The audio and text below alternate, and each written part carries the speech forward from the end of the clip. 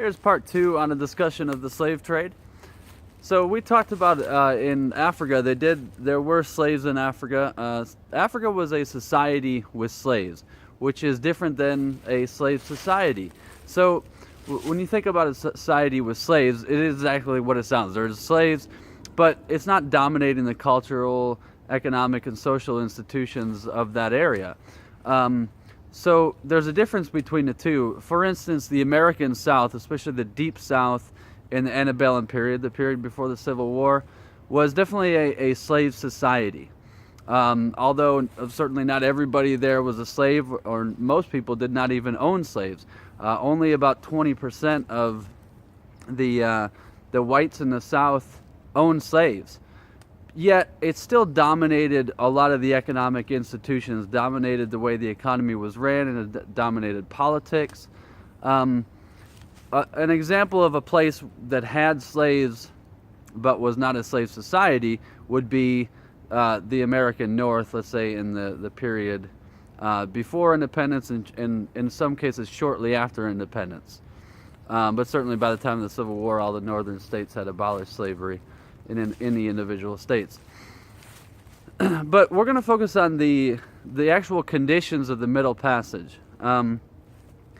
Before we get to the slaves, a lot of the actual people that were on these ships, the Europeans were on these ships, this was not a very luxurious trip for them either.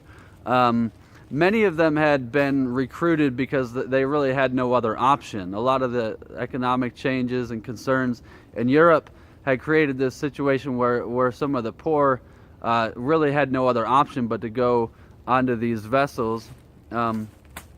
Also, a lot of the sort of recruiters, the wealthy people that needed to get a crew essentially for these trips, they would go to the bars, especially in port cities, and they would try to talk people into, being employed under them on their slave ships. And there certainly were many instances where they were duped while they were a little bit tanked, as you might say, and that they were going to really sort of sign this deal to go on these slave ships, perhaps against their will. But certainly the ones who suffered were the most, obviously, were the slaves themselves. The conditions were horrible. We already talked a little bit about the coastal areas. If there were going to be a rebellion, the highest likelihood that it would happen would be along the coast. Once you got out in the high seas, a successful slave rebellion was very unlikely, although it did happen, most famously in the case of the Amistad. But along the coast, you had a little bit more of an opportunity because what was happening is a lot of smaller boats were taking slaves out to the larger ship, and you had this sort of unity there where there was a little bit more of a chance of rebellion. Once you were on the ship and on the sea, it was extremely unlikely.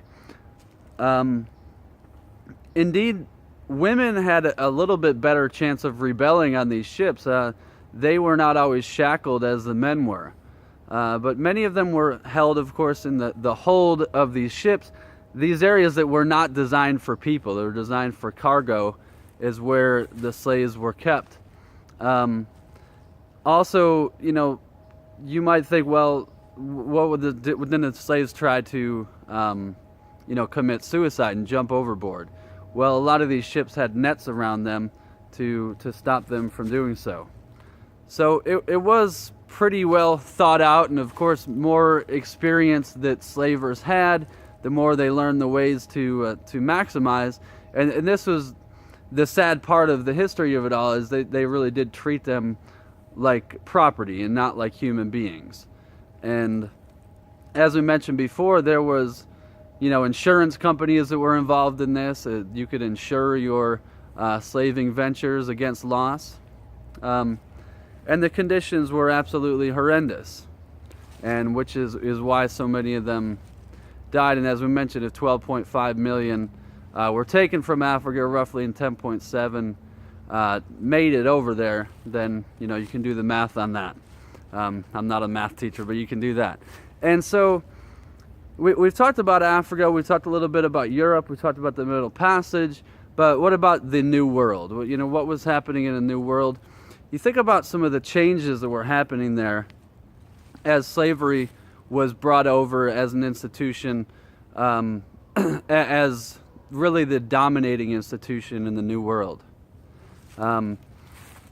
There were also environmental changes. As you can imagine, what was happening, especially in the Caribbean region, is that, you know, huge swaths of these colonies were cut down to make sugar plantations. They found that that was the most economic way to, you know, economic crop, basically. So they were going from these areas that could sustain life, you know, a subsistence living, to areas that were really only capable of at least parts of these colonies only capable of producing a single cash crop. And so what you see is colonies like, even large colonies like the British colony in Jamaica and other colonies in the Caribbean, they had to import food from other areas, especially in North America, especially in you know, areas that are now the United States. And so it's part of this international economy that was created by the slave trade in the Atlantic world, essentially. So I encourage you to watch the video clips that we have on Canvas, the links on Canvas, and also encourage you to do all the readings, and we'll take it from here. Thank you.